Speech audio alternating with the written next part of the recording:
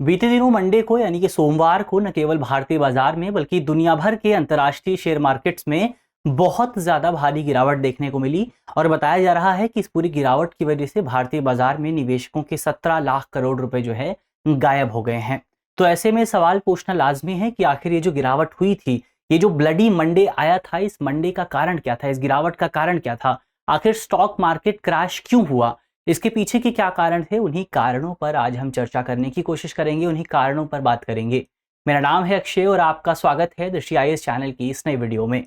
चलिए इसी नोट के साथ वीडियो की शुरुआत करते हैं और सबसे पहले वीडियो की रूपरेखा को एक बार समझ लिया जाए, यानी कि कौन कौन से इंपॉर्टेंट बिंदुओं पर जो है हम बातचीत करने वाले हैं। तो सबसे पहले न्यूज यानी खबर पे बात करेंगे।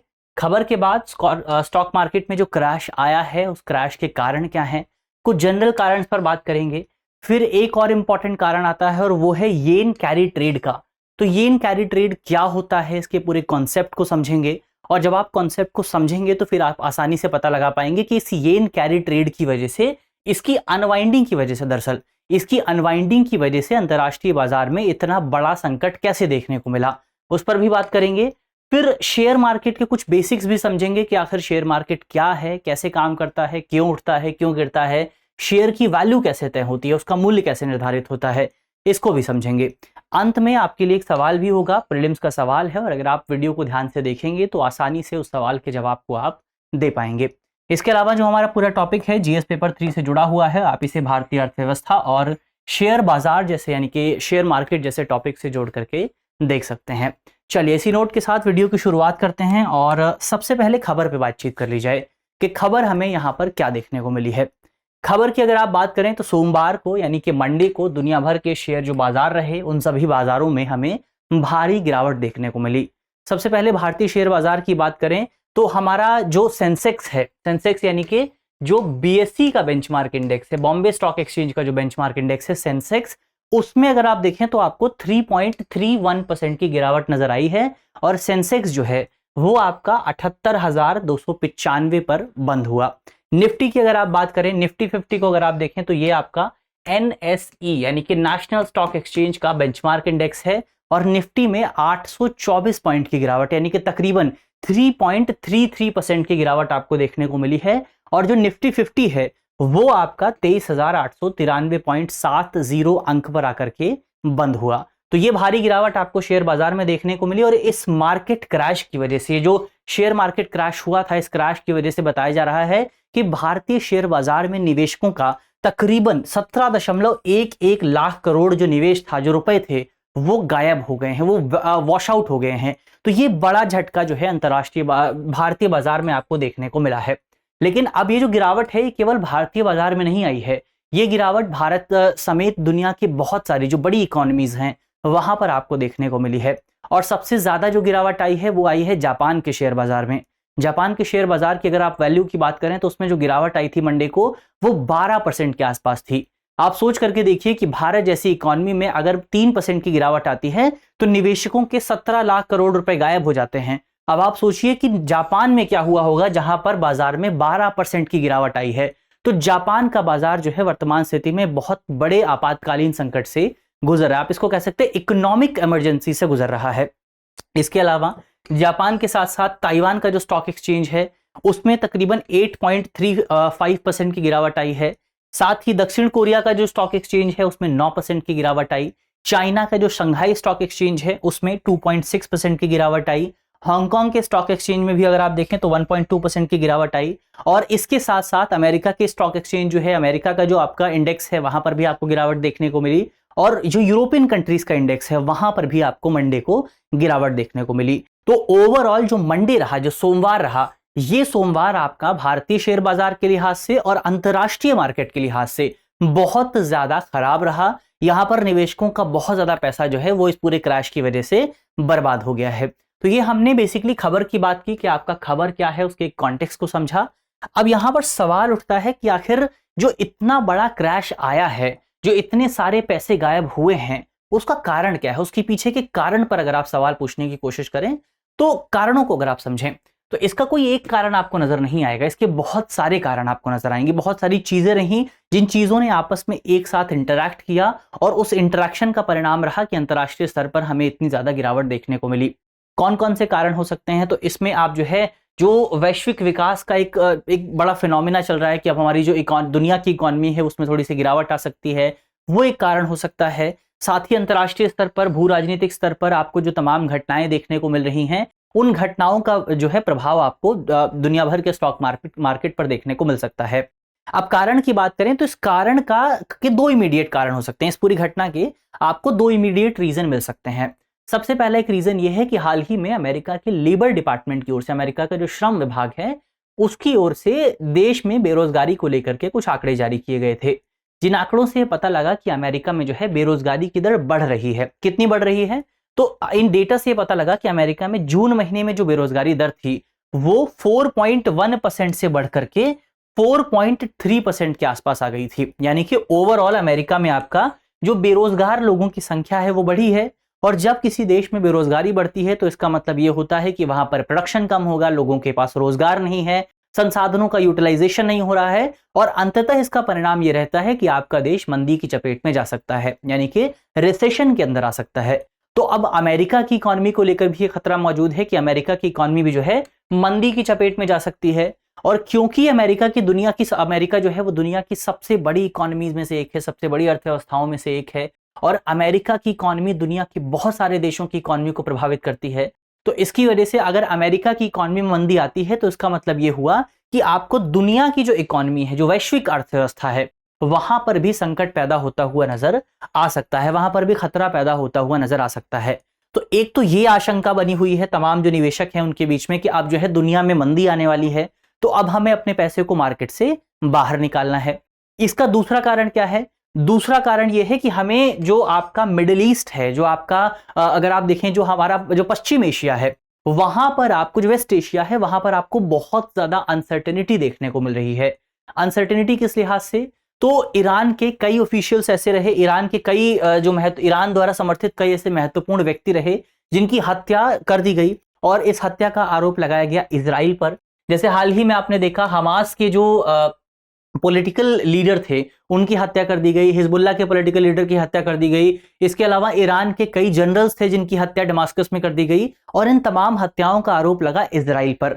लेकिन जब हमास के पॉलिटिकल लीडर की हत्या हुई तो उसके बाद से लगातार इस बात की उम्मीद जताई जा रही, इस बात की आशंका है कि ईरान और इजराइल के बीच में अब आपको एक डायरेक्ट कॉन्फ्रंट्रेशन देखने को मिल सकता है, डायरेक्ट संघर्ष आपको देखने को मिल सकता है। और अगर डायरेक्ट संघर्ष होता है तो एक नया फ्रंट आपको अंतरराष्ट्रीय स्तर पर खुलता हुआ नजर आएगा, क्योंकि ईरान और इजराइल के बीच में जो विवाद है वो पहले से ही मौजूद है, पर अभी तक ये जो विवाद होता था वो प्रॉक्सी एलिमेंट्स के जरिए लड़ा जाता था। आपने देखा हमास और इजराइल के बीच में लड़ाई हो रही थी, जबकि हमास को समर्थन कौन करता है? ईरान समर्थन करता है।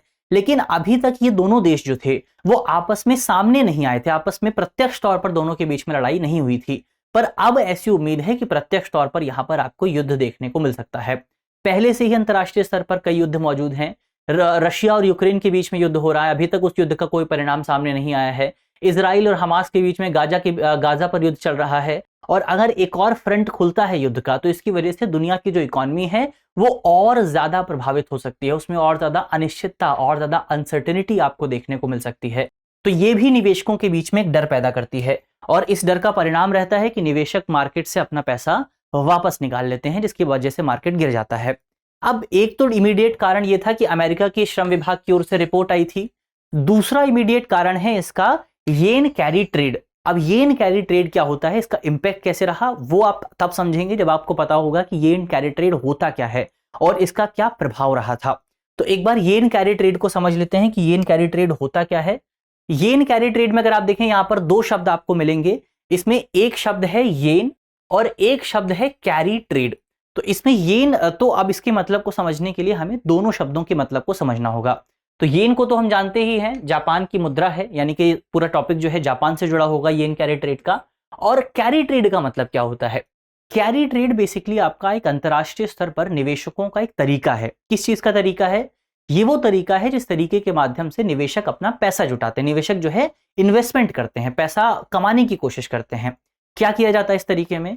इस तरीके में बेसिकली आप क्या करते हैं, एक देश से पैसा उधार लेते हैं, वो देश जहां पर ब्याज दर कम है, और उस पैसे को दूसरे देश में निवेश कर देते हैं जहां पर ब्याज दर ज्यादा है। अब ये तो डेफिनेशन हुई, इसको एक एग्जांपल से आप समझने की कोशिश करें कि येन ट्रेड या येन कैरी ट्रेड का यहां पर मतलब क्या है, कैरी ट्रेड क्या होता है। अब उदाहरण के लिए आप समझिए कि दो देश हैं, एक देश ए है, एक देश आपका बी है। तो ये दो देश यहां पर आपके हो गए, और एक आप हैं, आप निवेशक हैं, आप इन्वेस्टर हैं, मान लीजिए आप यहां पर मौजूद हैं, आप इन्वेस्टर हो गए। अब आपको फायदा उठाना है इन दोनों देशों के बीच में जो ब्याज दर का डिफरेंस है। अब यहां पर याद रखना है आपको कि ये जो एग्जाम्पल हम समझ रहे हैं, ये एग्जाम्पल थोड़ा सिंपल एग्जाम्पल है, लेकिन जब येन कैरी ट्रेड होता है तो उसमें बहुत, या कैरी ट्रेड जो होता है उसमें बहुत सारे दूसरे फैक्टर्स भी इन्वॉल्व हो जाते हैं। लेकिन अभी फिलहाल हम कैरी ट्रेड को समझने के लिए सिंपल से एग्जाम्पल का इस्तेमाल करेंगे। दो देश हैं, देश ए, देश बी। अब यहां पर देश ए जो है, इसका जो इन्वेस्टमेंट रेट है, मान लीजिए ये 2.5% है। यानी कि यहां पर अगर आप इन्वेस्टमेंट यहां से अगर आप बैंकों से उधार लेते हैं तो आपको 2.5% का ब्याज देना पड़ेगा, और अगर यहां पर आप बैंकों में पैसा जमा करते हैं तो भी आपको 2.5% की दर से इंटरेस्ट मिलेगा। और एक देश बी है, यहां पर जो इंटरेस्ट रेट है वो मान लीजिए 5% के आसपास है। यानी कि अगर आप देश बी के बैंकों में पैसा जमा करते हैं तो आपको 5% इंटरेस्ट मिलेगा, और अगर आप देश बी से पैसा उधार लेते हैं तो भी आपको 5% इंटरेस्ट जो है देना पड़ेगा।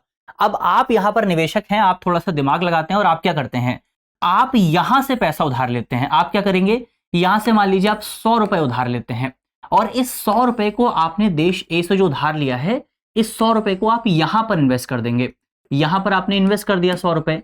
अब होगा क्या, अब आप यहां से पैसे कैसे कमाएंगे, फायदा कैसे होगा। यहां पर आपने क्या किया, यहां पर 100 रुपए आपने उधार लिया, और इस 100 रुपए पर आपको कितना ब्याज देना पड़ेगा, 2.5 रुपए। तो 2.5 रुपए आपको ब्याज देना पड़ेगा। अब हम रुपए की बात कर रहे हैं क्योंकि रुपए को समझना ईजी है। जब हम रियल लाइफ की बात करते हैं तो यहां पर दो करेंसी इन्वॉल्व होती हैं और एक्सचेंज रेट भी इन्वॉल्व हो जाता है। हम सिंपल एग्जांपल से समझ रहे हैं तो रुपए की बात कर रहे हैं। तो आप यहां पर 100 रुपए पर 2.5% की दर से 2.5 रुपए ब्याज देंगे, और एक देश यहां पर आपने पैसे लगाए हैं, वहां पर 5% की दर से आपको कितने रुपए मिलेंगे, 5 रुपए ब्याज के तौर पर मिलेंगे। अब आपने किया क्या, यहां पर 2.5 रुपए ब्याज दिया और 5 रुपए ब्याज कमाया। अब इसके डिफरेंस को अगर आप देखें तो इसका मतलब ये हुआ कि आपको इस पूरी ट्रांजैक्शन की वजह से 2.5 रुपए का फायदा हो गया। इसी पूरे प्रॉफिट को, इसी पूरे मेथड को कहा जाता है कैरी ट्रेड। और जापान क्यों इन्वॉल्व होता है यहां पर, उसकी भी अगर आप बात करें तो जापान इस वजह से इन्वॉल्व होता है क्योंकि बैंक ऑफ जापान ने 2011 के आसपास एक पॉलिसी अपनाई थी जिसको कहा जाता है नेगेटिव इंटरेस्ट रेट पॉलिसी। अब इस नेगेटिव इंटरेस्ट रेट पॉलिसी में बैंक ऑफ जापान ने क्या किया कि 2011 से 2016 के बीच में अपना जो इंटरेस्ट रेट था उसको शून्य कर दिया, उसको जीरो कर दिया, और 2016 के बाद उस इंटरेस्ट रेट को और कम कर दिया। वो इंटरेस्ट रेट आ गया आपका -0.10% के आसपास, यानी कि बहुत नीचे लेकर के आ गए वो अपने इंटरेस्ट रेट को। आप सबसे पहले इसका इंपैक्ट किया हुआ वो समझने से पहले हमें यह भी समझना होगा कि आखिर ये किया क्यों गया था, इसका रीजन क्या था, कि ब्याज दर को जीरो किया क्यों गया, उसका क्या रीजन था। तो इसका रीजन ये था कि 2011 के आसपास जापान की इकोनॉमी जो थी वो रिसेशन से गुजर रही थी। जापान की इकोनॉमी में ग्रोथ रेट बहुत ज्यादा कम था। तो अब जापान का जो बैंक है, जो सेंट्रल बैंक है, उसने दिमाग लगाया कि अब हमें करना क्या है, हमें लोगों को बैंकों में पैसा जमा करने से डिस्करेज करना है, हतोत्साहित करना है, और उनको ये बोलना है कि आप इस पैसे को बाजार में निवेश करिए। इसका क्या तरीका हो सकता है, लोग वहां पर बैंकों में बहुत ज्यादा पैसा जमा कर रहे थे, सेविंग कर रहे थे, तो बैंक ऑफ जापान ने क्या किया, अपने इंटरेस्ट रेट को जीरो कर दिया। तो अब इंटरेस्ट रेट को जीरो करने का मतलब यह है कि अगर आप बैंकों में पैसा जमा भी करते हैं तो भी उस पैसे पर आपको कोई भी ब्याज नहीं मिलेगा, उस पैसे पर आपको कोई इंटरेस्ट नहीं मिलेगा। तो और कोई इंटरेस्ट नहीं मिलेगा तो आप क्या करेंगे, आप बैंक में पैसा क्यों जमा करेंगे, आप पैसा वहां पर लगाएंगे जहां पर आपको ज्यादा रिटर्न मिल रहा होगा। और ज्यादा रिटर्न कहां मिल रहा था, ज्यादा रिटर्न मिल रहा था बाजार में। तो ये पॉलिसी अपनाई गई आपका बैंक ऑफ जापान की ओर से। अब बैंक ऑफ जापान ने क्या किया कि अपनी ब्याज दरों को बहुत ज्यादा शून्य, अब मान लेते हैं कि अपनी ब्याज दरों को बैंक ऑफ जापान ने शून्य कर दिया। तो वापस अपने इसी एग्जांपल पर आते हैं। एक देश है ए, अब इस देश को ए को आप कह सकते हैं कि ये देश है आपका जापान, और ये देश है मान लीजिए आप इंडिया ही मान लीजिए, इंडिया भी यहां पर एक फैक्टर के तौर पर सामने आता है। एक इंडिया है, आप यहां पर निवेशक हैं, इसने आपका 0% ब्याज कर रखा है, आप यहां पर 0% दर से जो है ब्याज पैसे जो है उधार ले सकते हैं। आपने क्या किया, यहां से आपने 100 रुपए उधार लिए और इसको ले जाकर के आपने यहां पर इन्वेस्ट कर दिया, यानी भारत में इन्वेस्ट कर दिया। और भारत में जो ब्याज दर है वो 6.5% के आसपास है, यानी कि आपको अपनी इन्वेस्टमेंट पर इतने पैसे प्राप्त होंगे। तो अब आप यहाँ पर 100 रुपए ले रहे हैं बिना किसी ब्याज को दिए हुए, और वहां पर आपको जो है आपके इन्वेस्टमेंट पर 6.5% का इंटरेस्ट मिल रहा है, यानी कि आप अपने इन्वेस्टमेंट के माध्यम से भारत में 6.5 रुपए कमा सकते हैं। तो जो निवेशक थे वो क्या कर रहे थे, वो बेसिकली आपका बैंक ऑफ जापान की पॉलिसी की वजह से जो जापान है वहां से पैसा उधार ले रहे थे, जापान के बैंकों से पैसा उधार ले रहे थे, और इस पैसे को आगे चल करके आपका दूसरे देशों में निवेश किया जा रहा था। दूसरे देश कौन कौन से देश, तो जहां पर आपका इंटरेस्ट रेट ज्यादा था वहां पर इन्वेस्टमेंट हो रहा था, जैसे कि ब्राजील हो गया, मैक्सिको हो गया, भारत हो गया। तो ये वो देश हैं जहां पर आपकी जो पॉलिसी है, जो मॉनेटरी पॉलिसी है, वो strict monetary policy, tight monetary policy है, जिसकी वजह से वहां पर इंटरेस्ट रेट बहुत ज्यादा था, तो निवेशकों को इससे फायदा मिल रहा था। लेकिन अब धीरे धीरे 2024 में जो है बैंक ऑफ जापान ने अपनी पॉलिसी में बदलाव कर दिया है। पॉलिसी में बदलाव यह हुआ है कि अब बैंक ऑफ जापान अपने इंटरेस्ट रेट को धीरे धीरे बढ़ा रहा है। कितना बढ़ाया गया है, तो अगर आप डेटा पे नजर डालेंगे तो आपको पता चलेगा कि जो आपका मार्च का महीना था उसके मिड से लेकर के जुलाई के अंत तक बैंक ऑफ जापान ने अपने इंटरेस्ट रेट में 35 बेसिस पॉइंट की बढ़ोतरी की है, जिसकी वजह से अब बैंक ऑफ जापान का जो इंटरेस्ट रेट है वो 0.25% के आसपास आ गया है। अब अगर आप इसका कंपैरिजन भारत से करेंगे तो भारत में इंटरेस्ट रेट 6.5% के आसपास है, तो ये आपको बहुत कम नजर आएगा। लेकिन जब आप इसको एक्सचेंज रेट के कॉन्टेक्स्ट में देखेंगे तो ये आपका लगभग बराबर हो जाता है। तो लगभग बराबर भी नहीं, लेकिन उसके आसपास आ जाता है। तो इसका मतलब ये हुआ कि अब जो है निवेशकों को जापान से पैसा लेकर के भारत में इन्वेस्ट करना फायदेमंद नहीं रह गया है। तो इसका मतलब ये हुआ कि अब निवेशक भारतीय बाजार से पैसा निकाल रहे हैं और उस पैसे को वापस जापान में जमा कर रहे हैं, जिसका परिणाम ये हुआ कि वो न केवल भारत से पैसा निकाल रहे हैं बल्कि मैक्सिको से भी पैसा निकाल रहे हैं, ब्राजील से भी पैसा निकाल रहे हैं, तो बहुत सारे देशों से पैसा निकाला जा रहा है, जिसका परिणाम ये हुआ है कि अब इन देशों में आपको जो है मंदी देखने को मिल रही है। तो ये हमने समझा कि आपका येन कैरी ट्रेड क्या है, येन कैरी ट्रेड का कॉन्सेप्ट क्या है, और जो पैसा निकाला जा रहा है, जो वापस पैसा निकाला जा रहा है, जिसके परिणाम स्वरूप निवेशकों ने अन्य बाजारों से अपना पैसा निकालना शुरू कर दिया है, इस प्रोसेस को कहा जाता है अनवाइंडिंग येन कैरी ट्रेड। तो ये हमने येन कैरी ट्रेड और अनवाइंडिंग येन कैरी ट्रेड का कॉन्सेप्ट समझा। तो उम्मीद है कि ये पूरा टॉपिक आपको समझ में आया होगा। अब हमारा अंत में एक इंपॉर्टेंट टॉपिक और है, वो है शेयर मार्केट का थोड़ा सा बेसिक, उसको भी समझ लेते हैं कि शेयर मार्केट होता क्या है, काम किस तरह से करता है और इसमें निवेशक प्रॉफिट कैसे कमाते हैं।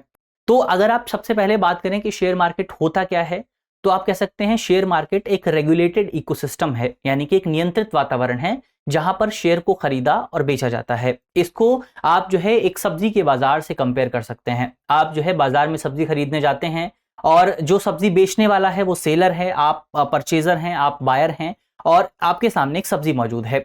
अब होता क्या है कि इसी एग्जाम्पल को आप शेयर मार्केट में भी मान लीजिए। शेयर मार्केट क्या है, आपका सब्जी बाजार है, वहां पे शेयर कौन से हैं, सब्जी हो गई, तो आपकी जो सब्जी है वो शेयर हो गए, जो सब्जी बेचने वाला है वो सेलर हो गया जो शेयर बेचना चाहता है, और आप क्या हैं, आप शेयर खरीदना चाहते हैं। तो आपको जो सब्जी अच्छी लगेगी, यानी कि जो शेयर अच्छा लगेगा वो शेयर आप जाकर के खरीद लेंगे। तो ये आपका शेयर मार्केट हुआ। अब यहां पर एक इंपॉर्टेंट सवाल आपका और उठता है कि आखिर जो कंपनियां हैं वो शेयर जारी क्यों करती हैं, उसके पीछे का रीजन क्या है। तो उसके पीछे के रीजन को अगर आप समझने की कोशिश करें तो बहुत सिंपल सा रीजन है। मान लीजिए कि आप एक कंपनी है, कंपनी ए, आप एक कंपनी चलाते हैं कंपनी ए, और अभी क्या है कि आप जो है छोटे से एरिया में काम करते हैं। मान लीजिए आप दिल्ली में ही कंपनी चलाते हैं अपनी, लेकिन अब आपका मानना है कि दिल्ली में जो है जितना मार्केट था वो मार्केट एग्जॉस्ट हो गया है, और आप जो है दूसरी जगहों पर अपने मार्केट को शिफ्ट करना चाहते हैं, दूसरी जगह पर अपने मार्केट को लेकर के जाना चाहते हैं ताकि आपको और ज्यादा प्रॉफिट हो सके। लेकिन आपके पास उतना पैसा नहीं है कि आप अपने मार्केट को एक्सपैंड कर सकें, अपनी कंपनी को एक्सपैंड कर सकें। तो आप क्या करेंगे, आप जो है शेयर मार्केट का तरीका अपनाएंगे। वो कैसे होगा, इसमें मान लीजिए आप जो है अपने शेयर जारी करते हैं। सिंपल से एग्जांपल से समझते हैं। आप 5 लोगों के पास जाते हैं और 5 लोगों से कहते हैं कि आप मुझे 10-10 रुपए दे दीजिए, जिससे मेरे पास 50 रुपए आ जाएंगे, और 50 रुपए इन्वेस्ट करके मैं अपनी कंपनी को और ज्यादा बड़ा बना लूंगा। अब क्या होता है, सभी लोग आपको 10-10 रुपए दे देते हैं, और इस 10-10 रुपए के बदले आप जो है हर व्यक्ति को एक एक शेयर भी दे देते हैं। और शेयर का मतलब यह हुआ कि उन व्यक्तियों के पास आपकी कंपनी का मालिकाना हक आ गया, आपकी कंपनी की ओनरशिप आ गई है। ये कैसे काम करता है, तो मान लीजिए किसी कंपनी के 100 शेयर हैं और 100 शेयर में से आप 1 शेयर खरीद लेते हैं। इसका मतलब ये हुआ कि आप उस कंपनी के 1% की मालिक बन गए हैं। और अगर मान लीजिए आप 20 शेयर खरीद लेते हैं तो 20% के मालिक बन गए हैं। अगर आप 100 के 100 शेयर खरीद लेते हैं तो कंपनी ही आपकी हो गई, आप कंपनी के पूरे मालिक हो जाते हैं।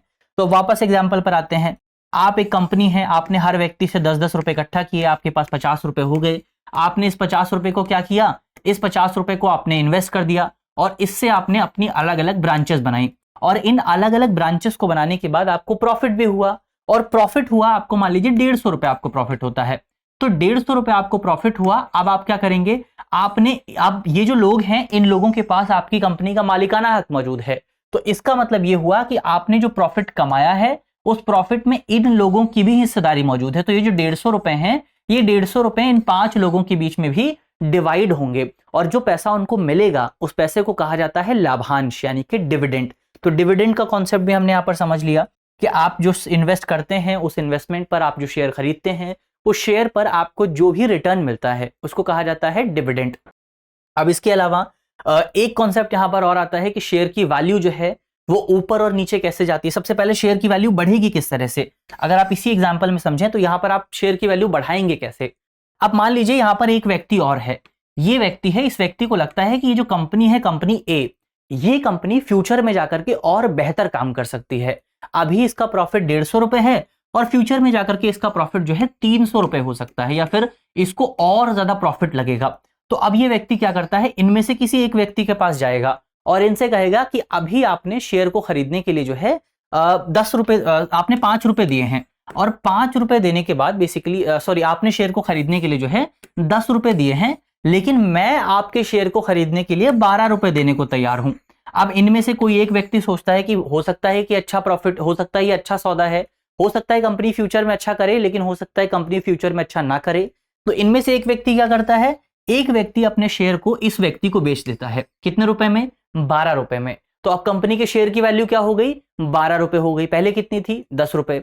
इसके बाद एक और व्यक्ति आता है, इस व्यक्ति को लगता है कि कंपनी फ्यूचर में और ज्यादा प्रॉफिट करेगी। तो ये व्यक्ति अब इनमें से किसी एक के पास जाता है और कहता है कि मैं आपको शेयर के लिए जो है 14 रुपए देने को तैयार हूं। तो अब शेयर की वैल्यू हो गई 14 रुपए।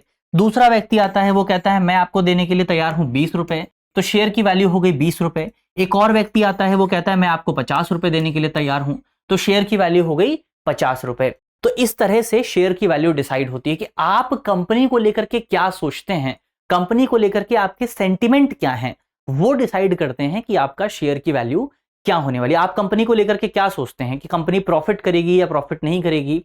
जैसे आप देखेंगे मार्केट में, अगर आप देखेंगे तो कुछ शेयर ऐसे होते हैं जिनकी वैल्यू बहुत ज्यादा होती है, जिनके प्राइस बहुत ज्यादा तेजी से बढ़ते हैं। तो उसका मतलब यह है कि वो कंपनियां का, उन कंपनियों का पोटेंशियल बहुत ज्यादा है, उन कंपनियों का ग्रो करने का, प्रॉफिट कमाने का पोटेंशियल बहुत ज्यादा है, जिसकी वजह से उनकी वैल्यू बहुत ज्यादा होती है। अब वैल्यू कम कैसे होती है वो भी यहीं से हम समझ लेते हैं। ये भी सेंटिमेंट पर भी निर्भर करता है। अब मान लीजिए एक व्यक्ति अचानक से उठ करके आता है, मार्केट का जो है सेंटिमेंट चेंज होने लगता है। अब एक व्यक्ति अचानक से आता है और इसको लगता है कि मार्केट की वैल्यू जो है गिरेगी। अब सभी लोगों को धीरे धीरे लगने लगता है कि मार्केट की वैल्यू गिरेगी, कंपनी कमजोर होगी। तो इसमें से एक व्यक्ति कहता है कि मैं आपके 50 रुपए के शेयर को 40 रुपए में खरीदूंगा। तो अब शेयर की वैल्यू कम हो गई। एक और व्यक्ति आता है, कहता है 30 रुपए में खरीदूंगा। एक और व्यक्ति 20 रुपए में कहता है, एक और व्यक्ति 10 रुपए में कहता है। तो इस तरह से शेयर की वैल्यू जो है गिरना शुरू हो जाती है। अब आपके मन में सवाल उठेगा कि जिस व्यक्ति के पास 50 रुपए का शेयर मौजूद था, वो व्यक्ति आखिर 20 रुपए में, 40 रुपए में बेचने को तैयार क्यों होगा। वो व्यक्ति तैयार इस वजह से होगा क्योंकि उसके मन में भी तो ये डर है कि अगर फ्यूचर में कंपनी बेहतर प्रदर्शन नहीं करती है, कंपनी प्रॉफिट नहीं करती है, तो मेरे शेयर की वैल्यू तो 30 रुपए से भी कम हो जाएगी, मेरे शेयर की वैल्यू 10 रुपए भी हो सकती है। तो क्यों ना मैं प्रॉफिट कमाते हुए 30 रुपए में इसको बेच दूं। तो ये पूरा जो खेल है, ये पूरा बिहेवियर आप किस तरह से सेंटिमेंट देखते हैं उस पर निर्भर करता है। अब ये हमने समझा कि शेयर की वैल्यू ऊपर नीचे, शेयर की वैल्यू आपका डिसाइड किस तरह से होती है, उसकी वैल्यू किस तरह से तय की जाती है। अब एक इंपॉर्टेंट कॉन्सेप्ट यहां पर और आता है कि आपका जो शेयर की वैल्यू है, शेयर मार्केट गिरता किस वजह से है, शेयर की वैल्यू कौन से कारकों पर निर्भर करती है, कौन से फैक्टर्स पर निर्भर करती है। उसको अगर आप समझने की कोशिश करें तो इसमें आप 4-5 फैक्टर्स अपने जो है गिन सकते हैं जो कि आपके शेयर की वैल्यू को प्रभावित करते हैं। फिर उनके अंदर आपको और ज्यादा फैक्टर मिल जाएंगे। सबसे पहला फैक्टर क्या है, सबसे पहला फैक्टर है आपका बेसिकली आपकी कंपनी की पॉलिसी। तो कंपनी किस तरह की पॉलिसी अपनाती है, कंपनी किस तरह की है, वो भी निर्भर करता है कि आपका शेयर की वैल्यू ऊपर जाएगी या फिर नीचे जाएगी। मान लीजिए कंपनी में जो है, कंपनी के ऊपर करप्शन का कोई बड़ा आरोप लगता है, कंपनी के ऊपर, मान लीजिए कंपनी कोई कंस्ट्रक्शन की कंपनी है। अब कंस्ट्रक्शन की कंपनी है तो कंपनी कोई ब्रिज बनाती है, ब्रिज कोलैप्स हो जाता है, तो अब उस कंस्ट्रक्शन की जो कंपनी है, उस कंपनी की पॉलिसी ठीक नहीं रही, जिसका परिणाम ये रहा कि ब्रिज कोलैप्स हो गया, और इसका मतलब ये है कि अब कंपनी फ्यूचर में प्रॉफिट नहीं कर पाएगी, तो शेयर की वैल्यू क्या है, शेयर की वैल्यू कम हो जाएगी। अब मान लीजिए कंपनी, एक दूसरी कंपनी है, वो कंपनी क्या करती है कि वो अपनी कंपनी, अपने मैनेजमेंट को चेंज करती है, और उसमें किसी अनुभवी व्यक्ति को लाया जाता है, किसी बेहतरीन व्यक्ति को लाया जाता है, जिसके बारे में बाजार में धारणा यह है कि वो व्यक्ति कंपनी को बहुत ऊपर ले जा सकता है। तो अब क्योंकि सेंटिमेंट मजबूत हुए हैं, तो शेयर की वैल्यू क्या होगी, ऊपर चली जाएगी। तो एक तो कंपनी की पॉलिसी जो है बहुत ज्यादा निर्भर करती है, कंपनी का प्रॉफिट कैसा रहा है, कंपनी ने कैसा प्रदर्शन किया है, ये तमाम चीजें आपका डिसाइड करती हैं कि कंपनी के शेयर की वैल्यू ऊपर जाएगी या नीचे जाएगी। ये तो कंपनी की पॉलिसी हुई। दूसरा हो गया आपकी नेशनल पॉलिसीज, या फिर आपकी जो गवर्नमेंट की पॉलिसीज हैं, वो भी डिसाइड करती हैं कि शेयर की वैल्यू ऊपर जाएगी या फिर नीचे जाएगी। अब मान लीजिए सरकार क्या करती है, सरकार जो है कॉर्पोरेट टैक्स में छूट दे देती है, जैसे हमारी सरकार ने कॉर्पोरेट टैक्स में छूट दिया है, निगम कर में छूट दी है। तो अब अगर हमारी सरकार निगम कर में छूट देती है, तो इसका मतलब यह होता है कि कंपनी को प्रॉफिट होगा, लाभ होगा, और कंपनी को लाभ होने का मतलब यह है कि निवेशकों के जो शेयर वैल्यू है वो ऊपर जाएगी। तो कंपनी को जब लाभ होगा तो वैल्यू ऊपर जाएगी। अब दूसरी सिचुएशन सोच करके देखिए कि सरकार जो है एक ऐसी पॉलिसी लेकर के आती है जिसकी वजह से बाजार में बहुत ज्यादा रिस्ट्रिक्शंस लग जाती हैं। तो अगर बाजार में रिस्ट्रिक्शंस लगेंगी तो इसकी वजह से कंपनी का प्रॉफिट कम होगा, तो शेयर की वैल्यू नीचे चली जाएगी। तो एक तो ये नेशनल पॉलिसीज हो गई। तीसरा हो गया आपकी इंटरनेशनल सर्टेनिटी या फिर अनसर्टेनिटी।